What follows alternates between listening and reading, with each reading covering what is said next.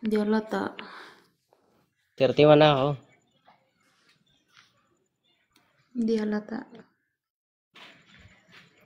Halata naman. Hmm. 3 na nga anak ko eh.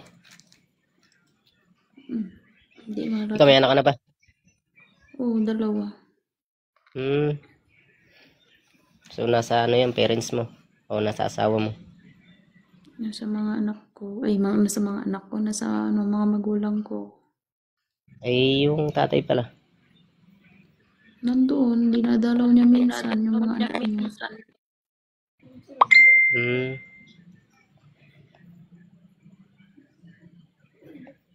Punta doon minsan. Matagal ka na dyan?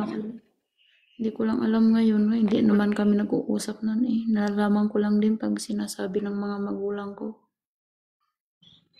Na? Na ano,